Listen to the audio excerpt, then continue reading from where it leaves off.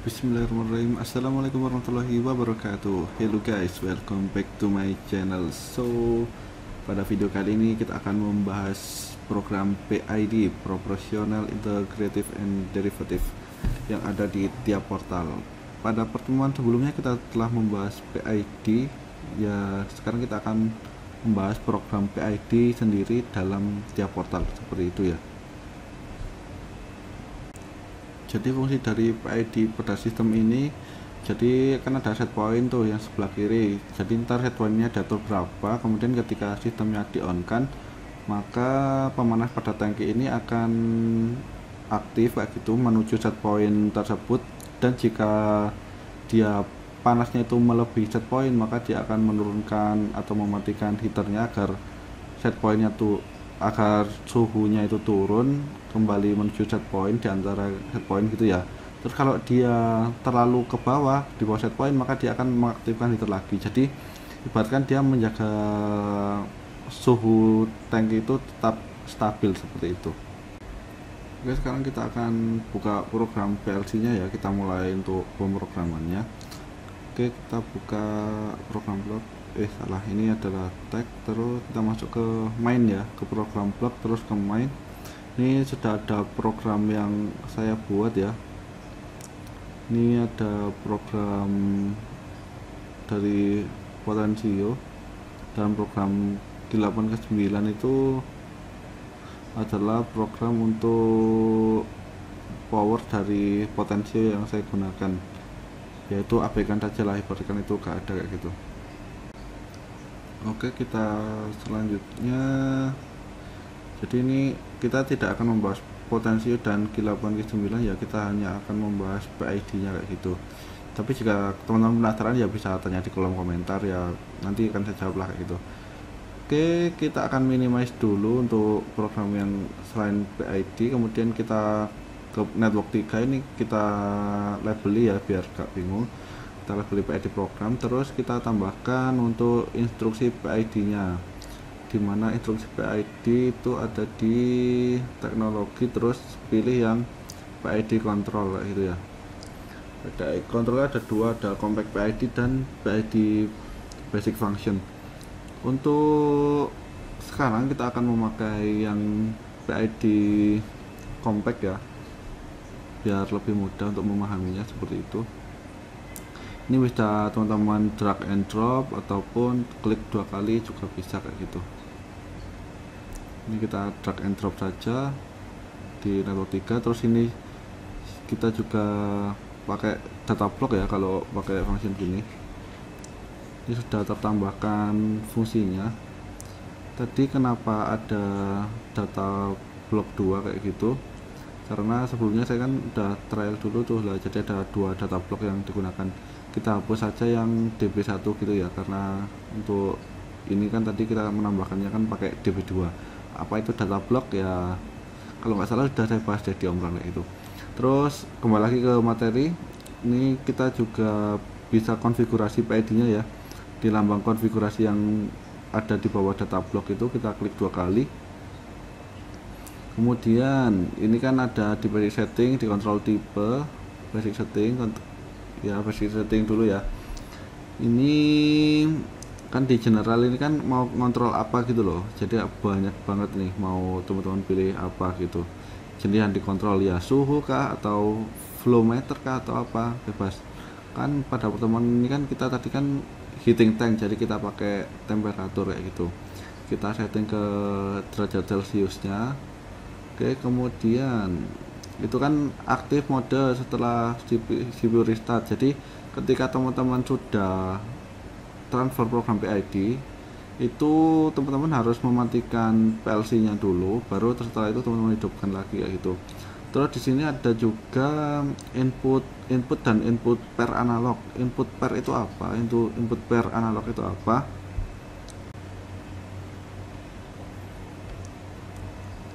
Jadi kita minimize dulu.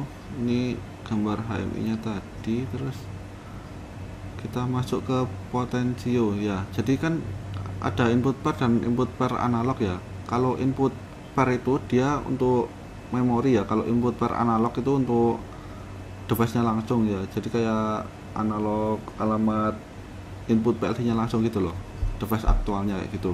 Nah ini kan ada di IW0 itu kan ada sensor temperatur kontrol tuh, yaitu itu bisa digunakan untuk di per analog kayak gitu ya. Kalau untuk input itu kita pakai yang memori tadi kayak gitu. Untuk pelajaran pertama ini kita akan materi pertama ini kita akan belajar tentang input yang pakai memori dulu ya. Untuk pertemuan selanjutnya deh paling kita akan bahas yang per analog kayak gitu ya, biar gak kebanyakan mumet ntar kayak gitu ya. Saya juga sama-sama belajar ya, kalau ada yang kurang pas penyampaiannya ya mohon dikoreksi juga, biar kita sama-sama mendapatkan wawasan baru kayak gitu. Nah ini juga ada, kalau output ada lagi nih, output PWM. Apa itu output PWM? Kita bahas nanti juga. Jadi sekarang kita akan fokus input dan output yang menggunakan memori seperti itu. Selanjutnya kita masuk ke proses value setting. Proses value setting ya untuk setting value yang akan diproses seperti itu ya. Oke, ini kan kita pakai high limitnya kan misalkan berapa derajat nih, misalkan kita setting dia mentok itu di suhu 200 derajat Celcius seperti itu, low limitnya berapa, 0 derajat kayak gitu. Terus kemudian ini ada proses value scaling, ini buat yang input pair ya, berhubung kita belum memakai input pair jadi kita hanya setting yang di atas saja, yang proses value high limit dan low limit kayak gitu.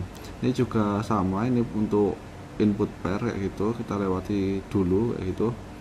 Terus ini adalah proses value monitoring, ada juga PWM limit. Lah PWM limit ini apa ya, kita skip dulu lah, kita bahas satu dulu. Jadi kita bahas input output dulu, kemudian input pair output pair, baru kita bahas PWM kayak gitu. Ini buat warning limitnya aja ya, jadi misalkan dia sudah mencapai limit berapa maka indikatornya apa kayak gitu. Terus selanjutnya ini ada output value limit. High limitnya juga kita setting, kan kalau tadi kan ada proses value limit, ini di advanced setting itu ada output value limit, ini kita ganti 200 juga ya kayak gitu. Oh salah, jadi paham, jadi output value limit ini menggambarkan dia berapa persentasenya gitu loh. Jadi dia kan kalau persentase kan 0 sampai 100%, jadi ini maksimal dari 200 itu jadi ketika dia 100% berarti value nya itu 200, jadi persentase gitulah. Kalau kita setting di proses value limit tadi maksimalnya 200, jika ini kita setting 100% maka dia akan maksimalnya itu sama dengan 200 seperti itu. Jadi ini kita ganti value 100 lagi ya gitu, di 0 sampai 100%.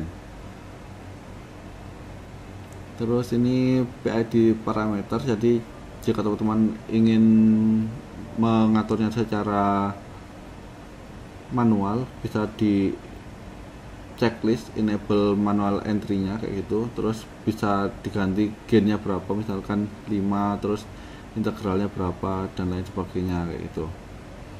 Oke, mungkin itu dulu yang kita atur ya untuk saat ini. Kemudian tadi kan kita sudah konfigurasi untuk program dari PID nya kayak gitu. Terus sekarang kita masukkan set point yang pertama, kita pakai yang bar ini, alamatnya berapa. Ini sudah saya setting menggunakan tag temperatur setting. Jadi untuk di set point PID pada program yang ini kita minimize dulu ya, terus set pointnya ini kita beri tag tadi ya, temperatur setting seperti itu, temperatur setting. Oke. Nah ini ada dua input nih, input dan input pair yang tadi sudah dijelaskan di awal. Ini kita pakai salah satu aja, jika sudah menggunakan input maka gak usah menggunakan input pair kayak gitu. Oke, untuk pertama kita akan menggunakan yang memori ya, yang bukan IW, jadi kita akan pakai yang MD tadi. Jadi kita pakai aktual temperatur yang saya beri alamat MD400, jadi dia memakai memori ya, sekali lagi dia memakai memori, tidak mendapatkan inputan langsung dari input PLC seperti itu. Terus kemudian kan ini ada output dan output pair, ini juga kita pakai salah satu aja kayak gitu. Output pair ini kita beri tag berapa ya, kita beri MD, katakanlah MD 430 lah. Setelah itu kita akan rename ya, kita rename tagnya, kita beri nama output heater seperti itu. Jadi ada temperatur setting, aktual temperatur, dan dia mau heater itu dipanaskan berapa, di setting berapa derajat kayak gitu loh. Selanjutnya kita balik lagi ke screen HMI ya, kita setting untuk trennya, jadi tren buat monitoring, jadi naik turunnya data itu biar kelihatan kayak gitu, mana yang naik value nya berapa kayak gitu. Ini sudah ada dua temperatur atau dua tren yang saya buat tadinya, temperatur aktual dan sensor temperatur. Terus ini kita tambahkan untuk yang ketiga, kita browse untuk tagnya, kemudian kita ke PLC tag, kita tambahkan yang baru tambahkan tadi, yang kita rename tadi, yaitu output heater.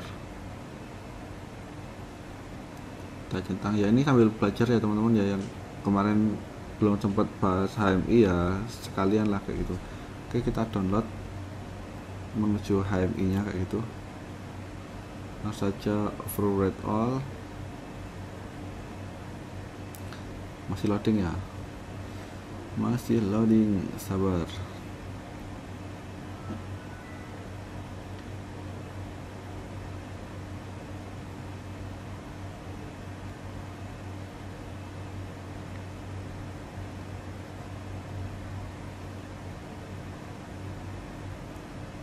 Oke, udah nggak loading lagi, kita centang override all nya, kita load, tunggu beberapa saat.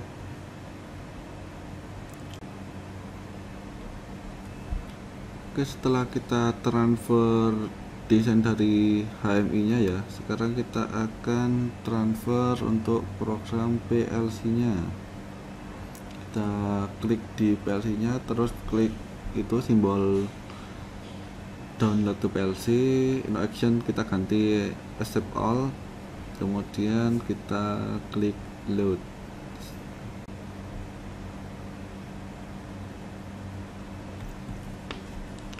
Kita klik finish untuk menyelesaikan transfer programnya ya.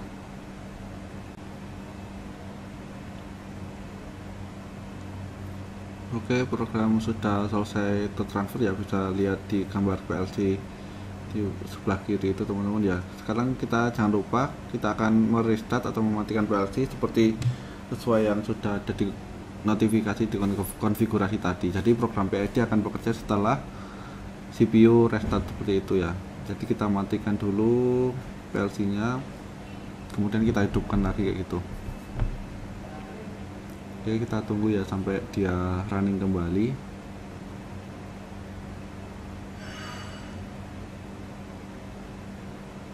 Aduh, gak fokus lagi. Oke, dia sudah run kembali ya. Kita kembali lagi ke program.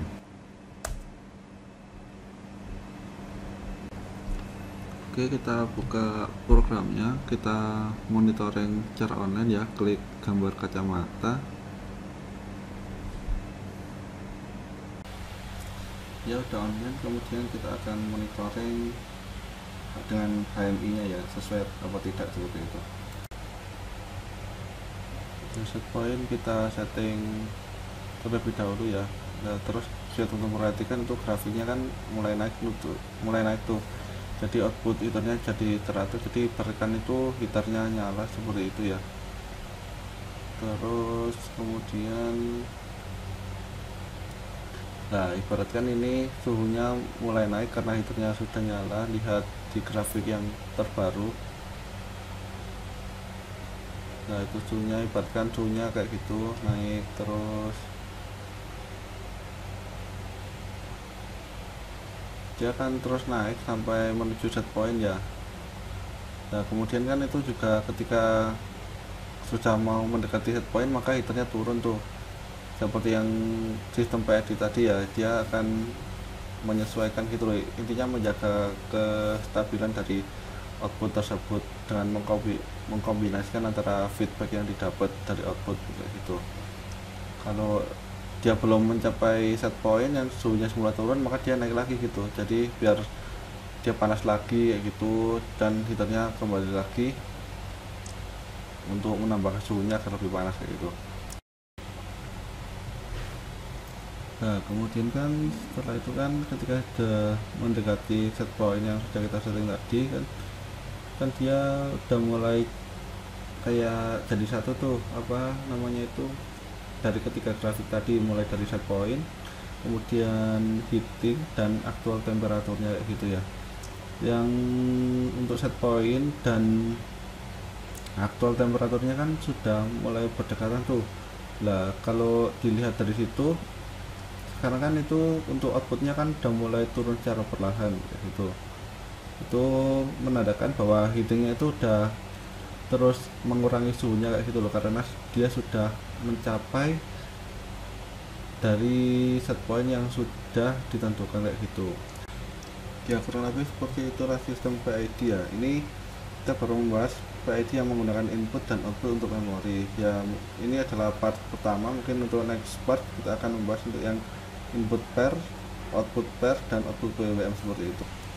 Oke guys, cukup itu untuk pertemuan kali ini ya, untuk part 1, itu part pertama.